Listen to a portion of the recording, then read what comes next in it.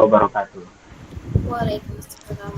Waalaikumsalam warahmatullahi wabarakatuh. Halo semuanya. Perkenalkan, kami dari kelompok 1 akan mempresentasikan satu diskusi kami mengenai materi siklus air, evaporasi dan sedimentasi. Dan pada kali ini dosen penampu kami, terima kasih kepada Pak Wildan. Kemudian saya sebagai moderator atas nama Hidayat NIM 0112411184 yang akan memandu dan untuk berjalannya presentasi kami dari kelompok 1 ini. Selanjutnya materi pertama saya persilakan kepada teman saya, silakan untuk membawakan dan membacakan presentasi kita pada kali ini. Jadi, perkenalkan nama saya Bianti Subala dengan NIM K011241181 dan pada kesempatan kali ini saya akan memaparkan tentang materi siklus air. Jadi, bagaimana siklus air itu? Siklus air atau siklus hidrologi menggambarkan pergerakan terus-menerus air di atas, di bawah, dan di permukaan bumi. Siklus ini melibatkan proses seperti evaporasi, transpirasi, kondensasi, dan presipitasi. Siklus hidrologi mencakup proses-proses hidrologi pada tema skala dalam hidrosfer dan digerakkan oleh radiasi matahari dan gravitasi. Siklus hidrologi terwujud dalam interaksi antara lautan, atmosfer, dan daratan serta pertukaran air dan energi. Perubahan dalam siklus hidrologi seperti fluktuasi pola curah hujan secara langsung memengaruhi ketersediaan sumber daya air dengan memengaruhi tingkat pengisian akuifer dan kapasitas reservoir.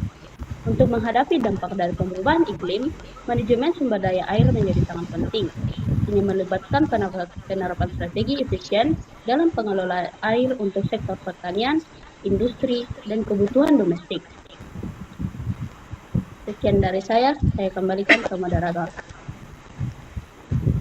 Ya, terima kasih kepada teman saya, saudari Bianti, telah memaparkan tentang siklus air. Nah, selanjutnya saya persilakan kepada teman saya untuk memaparkan materi selanjutnya. Silakan. Baik, terima kasih moderator. Langsung saja. Perkenalkan, nama saya Alfiah Mumtazah Herudin.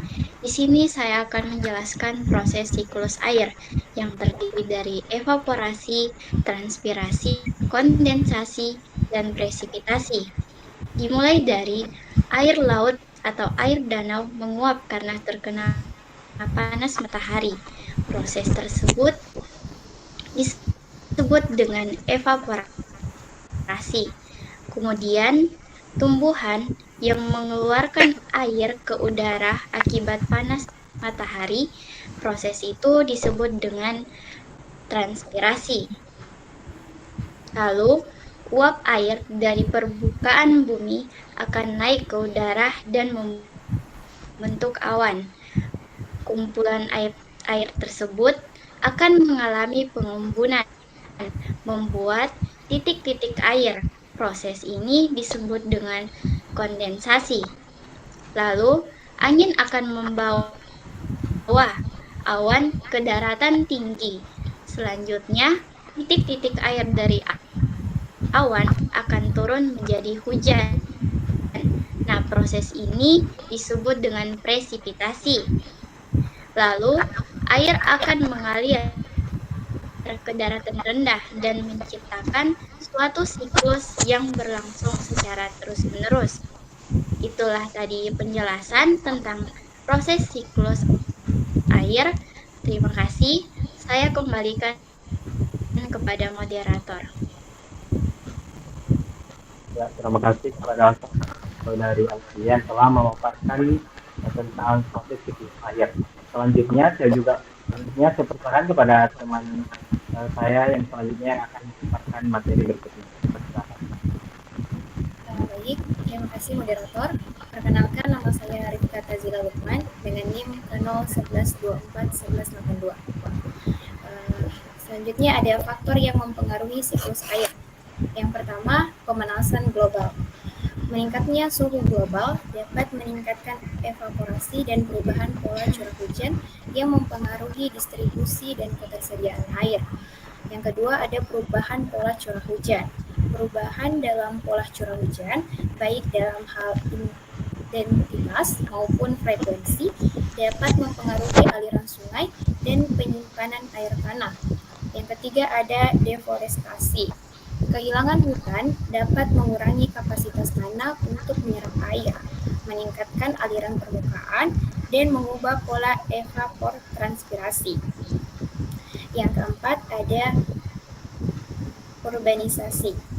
Nah, urbanisasi, pembangunan kota dan infrastruktur dapat mengubah permukaan tanah dan mengurangi infiltrasi, meningkatkan aliran permukaan, dan meningkatkan risiko banjir. Yang kelima, ada irigasi. Penggunaan air untuk irigasi pertanian dapat mempengaruhi ketersediaan air di sungai dan di danau, serta mempengaruhi kualitas air. Yang keenam, ada perubahan pola tanam. Praktik pertanian, termasuk jenis tanaman dan metode pengelolaan tanah, dapat mempengaruhi infiltrasi dan evapotranspirasi. Selanjutnya ada reservoir dan bendungan. Konstruksi bendungan dan reservoir dapat mempengaruhi aliran sungai, distribusi air, dan ekosistem. Yang kedelapan, ada pengambilan air. Pengambilan air untuk kebutuhan manusia seperti konsumsi domestik dan industri dapat mempengaruhi ketersediaan air di berbagai sistem hidrologi. Yang kesembilan, ada pembuangan limbah.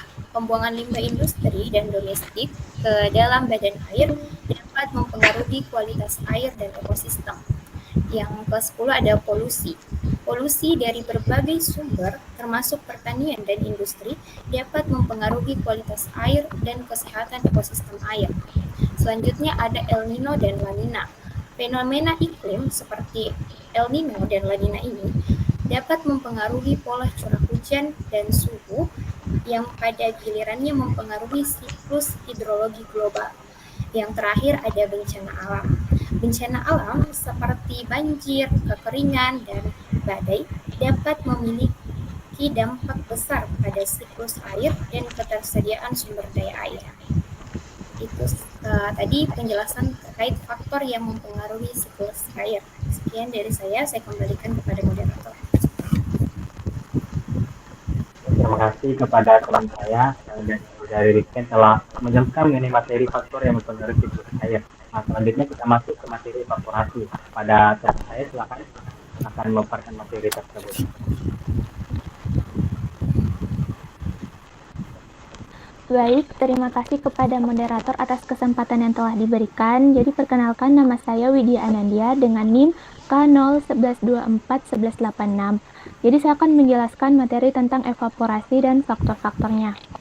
Jadi evaporasi adalah proses perubahan udara dari bentuk cair menjadi uap udara di atmosfer. Evaporasi dari permukaan lautan dan daratan bersama dengan transpirasi dari vegetasi yang merupakan dua proses utama untuk mengangkat udara dari permukaan bumi ke atmosfer. Proses kedua ini memainkan peran penting dalam siklus hidrologi global dan mempengaruhi pola curah hujan di berbagai wilayah. Nah, faktor-faktor yang memengaruhi laju evaporasi itu ada 3. Yang pertama, suhu permukaan. Suhu yang lebih tinggi dapat meningkatkan laju evaporasi karena meningkatkan energi yang tersedia untuk mengubah air menjadi uap. Yang kedua, kelembapan udara. Kelembapan yang lebih rendah meningkatkan potensi evaporasi karena perbedaan antara kelembapan permukaan dan udara. Nah, yang terakhir, curah hujan dan kondisi tanah. Curah hujan yang tinggi dapat mempengaruhi ketersediaan air untuk evaporasi, sementara kondisi tanah seperti kelembapan tanah juga berperan penting. Nah, itu saja dari saya. Sekian, saya kembalikan kepada moderator. Terima kasih kepada Saudara Widya yang telah membawakan materi tentang evaporasi serta faktor-faktor yang mempengaruhi dari laju evaporasi. Nah, selanjutnya kita masuk ke materi sedimentasi yang akan dibawakan oleh teman saya. Dipersilakan. Baik, terima kasih atas kesempatannya. Jadi saya Winda Triapsari yang akan membawakan materi sedimentasi. Sedimentasi adalah proses terkikisnya partikel-partikel tanah dan diangkat melalui air mengalir atau media pengangkut lainnya dan diendapkan sebagai lapisan partikel padat di badan air seperti waduk dan sungai. Endapan sedimen mengurai kapasitas penyimpangan dan umur waduk serta aliran sungai.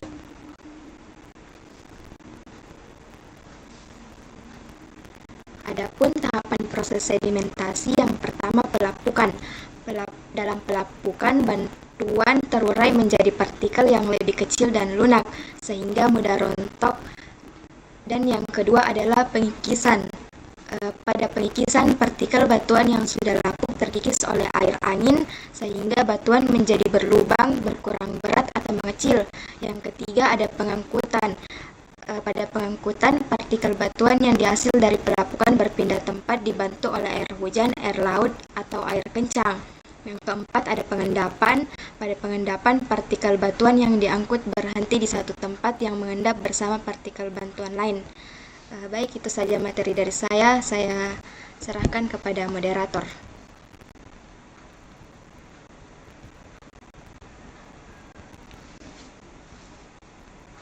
Terima kasih kepada Saudari Winda yang telah memaparkan materi sedimentasi serta tahapan dari proses sedimentasi. Untuk selanjutnya saya akan membacakan kesimpulan dari materi siklus air, evaporasi, dan sedimentasi dari kelompok 1. Kesimpulan pada presentasi kali ini itu adalah siklus air adalah proses pergerakan terus-menerus air di bumi yang melibatkan evaporasi, transpirasi, kondensasi, dan presipitasi, dipengaruhi oleh radiasi matahari dan gravitasi. Evaporasi adalah proses perubahan air dari bentuk cair menjadi uap yang terjadi di permukaan lautan dan daratan. Ini berperan penting dalam siklus hidrologi dan dipengaruhi oleh suhu dan kelembapan. Dan yang terakhir, sedimentasi adalah proses pengikisan dan pengendapan partikel tanah di badan air yang dapat mengurangi kapasitas penyimpanan waduk dan umur aliran sungai, serta menjadi ancaman bagi ekosistem sungai. Ya, itulah tadi pemaparan materi dari kelompok 1 tentang siklus air, evaporasi, dan sedimentasi. Mungkin sekian dari kami kelompok 1. Mohon maaf apabila terdapat pemaparan materi yang kurang baik dan kurang maksimal dari kami, mohon dimaafkan. Sekian dari kami. Wassalamualaikum warahmatullahi wabarakatuh. Terima kasih.